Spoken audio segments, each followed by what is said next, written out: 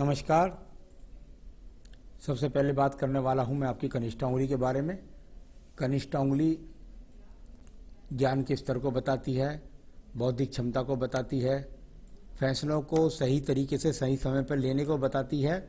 और जब ये उंगली सूर्य की उंगली के लंबाई के प्रथम पर्व के कट तक या अलगाव तक या पर्व तक नहीं पहुंचती तो आपके जीवन के अंतर्गत सही समय पर सही निर्णय व्यक्ति नहीं ले पाता। जीवन के अंदर उतार चढ़ावों का सामना निश्चित रूप से करना पड़ता है। सेकंड पर्व व्यवहारिक इस समय पर 2 माइनस रेखाओं से राहु से पीड़ित है, यानी कुल मिलाकर आपको ध्यान रखना होगा अपनी भाषा शैली में, अपने व्यवहार के अंदर के व्यवहार को नियंत्रण करके चलना होगा। जब ये उंगली थोड़ा शनि के साथ मिलकर कुछ खुल जाती है तो ऐसा व्यक्ति, ऐसी महिला कुल मिलाकर अपने विचारों को एकदम सामने वाले के समक्ष बहुत जल्दी रख देता है, यानी मन की बात को बहुत जल्दी रख देता है और उससे दूसरा वाला व्यक्ति उसका लाभ उठाकर नुकसान पहुंचा सकता है। तो इन बातों का आपको यहाँ पर ध्यान रखना है। सूर्य की उंगली के बाद मैं बात करूँगा, ये राज्य सरकार की नौकरियों के लिए जानी जाती है। ये जानी जाती है आपके जीवन के अंतर्गत आपका सम्मान किस प्रकार का बना रहेगा। तो यहाँ यदि इस चीज़ को देखता हूँ तो सेकंड पर्वत पर ये थोड़ा सा जो अलगाव बीच की तरफ होता है, हालांकि वो जोड़ ही होता है, लेकिन वो जोड़ जरा अगर चौड़ा होता है तो उसमें कह सकते हैं कि सम्मान के लिए व्यक्ति को संघर्ष ज़्यादा करना पड़ता है। किसी प्रकार का कोई बदनामी का योग नहीं है, परंतु सम्मान के लिए संघर्ष करना पड़ता है। अगर राज्य सरकार की नौकरी हो तो उनके लिए संघर्ष करना पड़ता है। यहाँ शनि की उंगली से अलगाव आपकी उंगली का, यानी कुल मिलाकर नौकरी के कारण या अन्य कारण से आप अपने माता पिता की सेवा बुढ़ापे में नहीं कर पाते हैं, परिवार से अधिकतर दूर रहना पड़ता है। शनि की उंगली की बात करूंगा। शनि की उंगली यहाँ पर यदि मैं देखता हूँ तो किसी प्रकार के बड़े धन के लॉस के चिन्ह यहाँ पर नहीं है। किसी भी प्रकार से बड़े धन का नुकसान यहाँ पर नहीं दिखता। किसी के पास पैसा आप फंसाएंगे नहीं, ये भी दिखता है। हाँ, उंगली कनिष्ठा थोड़ा अलग थी तो थोड़ा किसी के बहकावे में आकर खर्च ज़्यादा कर सकते हैं। तो यहाँ किसी प्रकार का बड़े धन नुकसान का योग नहीं है। कोई भी बड़ी बीमारी का, छोटी बीमारी का संकेत भी यहाँ पर नजर नहीं आ रहा है। बृहस्पति की उंगली जो आपके जीवन के अंदर जानी जाएगी आपको संतान सुख देने के लिए, आपको जानी जाएगी ईश्वर की पूजा करने के लिए, जो आपके जीवन में जानी जाएगी संतान सुख के लिए, पति सुख सहयोग के लिए। अभी यहाँ पर किसी भी प्रकार का कोई अशुभ चिन्ह यहाँ पर नहीं है। इसके लिए मैं आपकी राइट उंगली को और देख लेता हूँ, यहाँ पर कनिष्ठा को, इसको तर्जनी को। तर्जनी पर भी कोई विशेष इस प्रकार का चिन्ह नजर नहीं आता। जो यहाँ पर माइनस जैसा चिन्ह हो जाते हैं छोटे छोटे, सेकंड पर कोई ज़्यादा नजर नहीं आ रहे। कुल मिलाकर के यहाँ अभी किसी प्रकार का पति के साथ अलगाव जैसा चिन्ह नहीं नजर आता। चलिए मैं बात करता हूँ इसके बाद में आपके पर्व की। वो पर्व है आपका बुध का पर्व। और बुध का पर्व क्योंकि आप कार्य करने वाली महिला हैं, अब मैं आपके राइट हैंड पर इंगित करूंगा। ये आपकी यहाँ पर लगभग उम्र चल रही है 33 वर्ष और ये आपके पास सहयोगात्मक रेखाएं धन रूपी बहुत ही शानदार स्वरूप से हैं। यानी वर्तमान में जिस प्रकार से आप धन कमा रही हैं वो आपकी आवश्यकता से ज़्यादा है।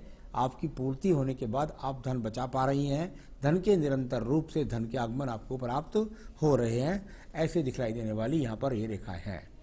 मैं बात करता हूँ इसके बाद में आपके पर्व की, और वो पर्व है आपका यहाँ पर सूर्य का पर्व। सूर्य का पर्व अगर इसमें देखेंगे तो आपको बिल्कुल विशुद्ध यहाँ पर एक मछली का चिन्ह नजर आएगा। पहले आप देखेंगे तो ये यहाँ पर एक इस तरीके से ये आपको एक मछली का सा चिन्ह यहाँ पर नजर आएगा। अभी और शुद्ध तरीके से अगर ये बन जाएगा तो इसका लाभ आपको मिलेगा। जब जब मछली की चिन्ह हो उसके ऊपर एक्स का चिन्ह हो, यानी ये सूर्य पर्व पर चिन्ह हो, तो इसमें क्या है, लाभ क्या मिला और नुकसान क्या हुआ। अगर एक्स का चिन्ह आपके सूर्य पर्व पर लग जाए तो इसको कहते हैं कि भाई कुछ लोग आपके सम्मान में ठेस पहुंचाने का प्रयास करेंगे।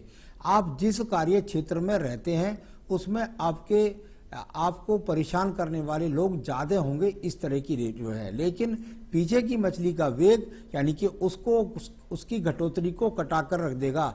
यानी कि ये मछली का सा जो चिन्ह है अगर ये पूर्ण बन जाता है बहुत अच्छी तरीके से तो ये सारे संकटों को काट सकता है, सारे दुश्मनों से आप टक्कर ले सकती हैं। आज भी ये संभावनाएं काफी हाथ के अंदर हैं, लेकिन वर्तमान में कार्य क्षेत्र में तो आपके परेशान करने वाले लोग ज्यादा दिखलाई पड़ते हैं। मैं बात करता हूँ भाग्य पर्व के बारे में, भाग्य का पर्व, और यहाँ पर यदि बात करता हूँ तो ये वो रेखाएं हैं आपके पास में जो बताएंगी आपके जीवन के अंदर आपका भाग्य है कि नहीं। हाँ बिल्कुल, अगर धन रूपी भाग्य की बात करते हैं तो वो निरंतर आपके पास है। भाग्य में धन का पर्व जो होता है वो धन रूपी भाग्य के लिए जाना जाता है, यानी कि उसको विवाह शादी से ना जोड़ें, केवल इस चीज से जोड़ें। ये इतनी भर रेखाएं ऐसी हैं जो आपके जीवन के अंदर निरंतर रूप से चाहे कुछ भी क्यों ना सही आपके पास धन के आगमन बनाती रहेंगी। तो ये इस तरह का यहाँ पर दिखने वाला ये यहाँ पर्व है। मैं बात करता हूँ इसके बाद बृहस्पति के पर्व के ऊपर बारे में। बृहस्पति पर्व से ज्ञान की रेखाओं का ज़्यादा, शनि पर्व की तरफ जाना, साथ ही साथ 2 रेखाओं का ऊपर की तरफ जाना, ये अपने आप में बताता है कि ईश्वर के प्रति आपकी आस्था भी है, पूजा पाठ भी करती हैं, ज्योतिष में रुचि भी रखती हैं। इस तरह की यहाँ पर रेखाएं हों तो आपके मन के पर कंट्रोल रखने के लिए ठीक ठाक ये पर्वत है। तो अब यहाँ पर बात करते हैं इसके बाद आपकी हृदय रेखा के बारे में। हृदय रेखा शुरू से आखिर तक काफ़ी सारी नीचे को रेखाएं गिरती हुई, यानी कि मन में पीड़ा को दर्शाने वाली ये रेखाएं। जब इस प्रकार से रेखाएं ज़्यादा यहाँ गिरने लगे तो इसको कहते हैं भाई मन के अंदर पीड़ा है, मन में दर्द है, हृदय दिल टूट जाता है, दिल तोड़ देते हैं लोग, इस तरह की बातों को बोल सकते हैं। कोई रोग की बात नहीं हो रही है, लेकिन यहाँ मन के अंदर कहीं भी शांति किसी प्रकार से दिखलाई नहीं पड़ती। दूसरे लोग आपसे फायदा भी उठा लेते हैं और आप उनका कुछ बिगाड़ भी नहीं पाते। तो ये इस तरह की स्थितियों को दर्शाने वाली ये आपकी यहाँ पर रेखा है। मैं बात करूंगा इसके बाद में आपके निम्न मंगल पर्व के बारे में। ये निम्न मंगल पर्व से निकलने वाली रेखाएं बहुत कर्म करने वाली रेखाओं के रूप में जानी जाती हैं। आप अपना प्रयास सतत करती रहती हैं, लगातार आप धन के आगमन भी पैदा करती रहती हैं अपनी हिम्मत मेहनत से। यहाँ दिखने वाली ये रेखाएं हैं, परंतु फिर भी ये अपने आप में मकान जैसे चिन्हों को अभी नहीं दिखला रही हैं। तो यहाँ मंगल पर्व ठीक ठाक है, कोई ज़्यादा खराब नहीं कह सकते। बात करते हैं इसके बाद में हम आपके सीधा बुद्धि रेखा के बारे में। बुद्धि रेखा शुरू में काफ़ी अक्ष जैसे चिन्ह और फिर ये जाकर के हल्की होती हुई आगे को चली गई। फिर भी इस रेखा को कहीं से कहीं तक आप ये नहीं कह सकते कि इसके अंदर किसी भी प्रकार से मानसिक पीड़ा है या कुल मिलाकर आप अपने गलत निर्णय लेती हैं, ऐसी कोई ज़्यादा रेखा नहीं है। इसमें छोटी मोटी रेखाएं राहु रेखा काट रही हैं। हाँ, मन के चिंतन को वो वर्ष इतना भर दर्शाती हैं। तो मन के चिंतन भर की रेखाएं हैं, बुद्धि की किसी प्रकार से कोई कमी नहीं है। अब मैं बात करता हूँ आपके द्वितीय मंगल पर्व की। द्वितीय मंगल पर्व मुकदमों के लिए, झगड़ों के लिए, झंझटों के लिए, कोर्ट कचहरी के लिए जाना जाता है। यहाँ पर इस प्रकार का कोई भी चिन्ह नजर नहीं आ रहा है, तो ये अपने आप में पर्वत ठीक है।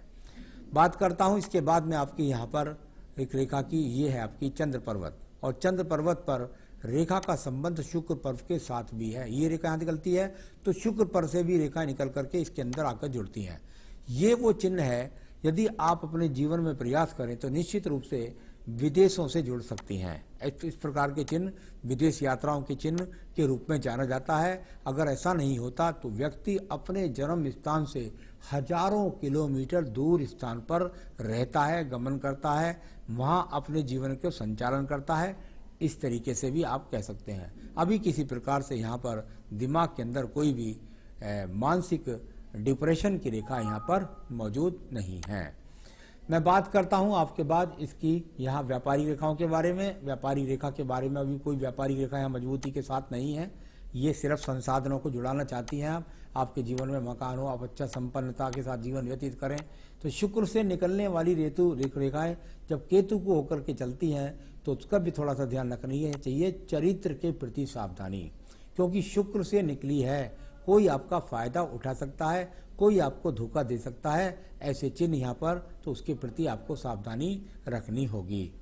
अब बात करता हूँ मैं आपकी भाग्य रेखा की। भाग्य रेखा का भी उदय चंद्र पर्वत के आसपास से होकर निकलता है, यानी आपके जीवन के अंदर ये वो रेखा है जो बताती है कि निरंतर रूप से आप एक जॉब लगातार करती रहेंगी और वो दूर स्थान से जुड़ करके होगा और वो काफ़ी लंबी आपके जीवन में जाने वाली है। ये सहायक रेखाओं पर जब एक्स का चिन्ह होता है, बराबर साइड नक्षत्र का चिन्ह है। कोई व्यापार साइड में काम करने का प्रयास करेंगे तो ये नक्षत्र आपको डुबो देगा। इसलिए जो भी कार्य क्षेत्र है उसमें लगातार जुड़े रहिएगा और उसी से आपको लाभ की प्रवृत्ति मिलेगी। तो आप इस बात का भी आपको ध्यान रखना है। चलिए, ये सब हो गया। अब बताता हूँ आपके शुक्र पर्व के बारे में। शुक्र पर्व और उससे बहुत सारी रेखाएं जब निकलने लगे तो मन की इच्छाओं को दर्शाती है, यानी कि विवाह के लिए निकलने वाली रेखाएं या मकान बनाने वाली इच्छाओं के लिए जागृत करना या कुल मिलाकर के साधनों के लिए अच्छी कामना करना, ये ऐसी रेखाएं, कोई बुरा चिन्ह इनको नहीं कह सकते, लेकिन कुल मिलाकर शुक्र पर्व से अच्छी संभावनाएं मुझे दिखाई पड़ती हैं। सावधानी मैंने बताई दी, शुक्र से पर्वत को केतु पर होकर जा रही थी एक रेखा, चरित्र के प्रति सावधानी, धोखेबाज लोगों से सावधानी रहें। चलिए मैं बात करता हूँ इसके बाद आपकी यहाँ पर आयु रेखा के बारे में।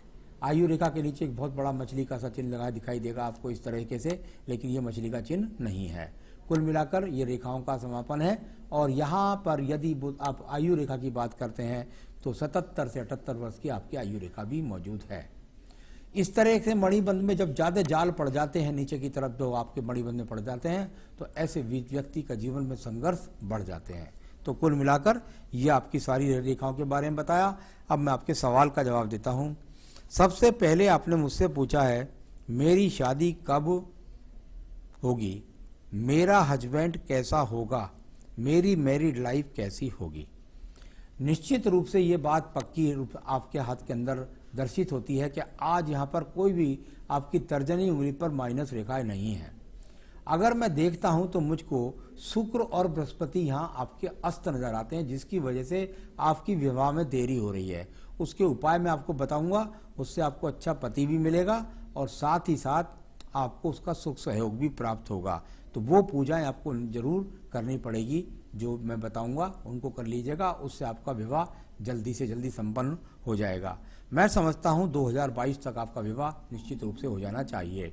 तो कुल मिलाकर ये आपके विवाह के लिए कुछ उपाय करने पड़ेंगे आपको, क्योंकि ये दोनों ग्रह आपके अस्त हैं, उनको आपको उदय करना होगा। किस तरीके से उदय करेंगे ये मैं आपको बताऊंगा। मेरी जॉब में कोई प्रॉब्लम तो नहीं आएगी, कोई भी प्रॉब्लम आपकी जॉब में नहीं है। मैंने आपकी भाग्य रेखा देख ली। प्रॉब्लम यह है कि आप अगर साइड में आपने लिखा बिजनेस में सफलता मिलेगी, जहां आपने उधर प्रयास किया तो वो बड़ा नक्षत्र का चिन्ह मैंने आपको बता दिया था, नुकसान दे देगा। तो आप अपनी जॉब पर ही ध्यान रखिएगा। मैं घर और प्रॉपर्टी कब बना पाऊंगी? अभी घर प्रॉपर्टी बनाने के कम से कम अगर मैं देखूं तो यहाँ मुझे 4-5 साल तक कोई योग नजर नहीं आते। तो थोड़ा विश्राम कीजिएगा, जीवन में बनेंगे अवश्य, पर वह ठीक है। जब बृहस्पति का शुक्र सही हो जाते हैं ना, तो उसके बाद धन, संसाधन, मकान तो मामूली सी बात होती है। क्या मुझे लाइफ में ट्रू लव मिलेगा कभी? शुक्र पर्वत से निकल करके केतु को होकर के रेखा जा रही थी। निश्चित रूप से कोई लोग वह भी ऐसा हो सकता है आपके जीवन में होंगे जिन्होंने आपके साथ धोखा किया होगा, इसलिए आगे आपको उनसे सावधान रहना है। और निश्चित रूप से क्यों नहीं मिलेगा आपको ट्रू लव, आपको जो पूजा पाठ होती है उसमें बहुत शक्ति होती है, उससे जीवन परिवर्तन हो जाता है।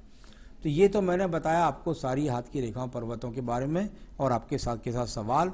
अब मैं बताता हूँ आप किस तरीके से उदय करें। देखिए, सबसे पहले शुक्र को उदय करें। शुक्र विवाह का कारक, बृहस्पति विवाह का कारक। आप उसके लिए तो आप यहाँ फायर ओपल पहनिएगा। इसमें तर्जनी में पहना जाता है, लेकिन आपको पहनना है इस उंगली में। यहाँ पर एक बेहतरीन सा फायर ओपल पहनिएगा।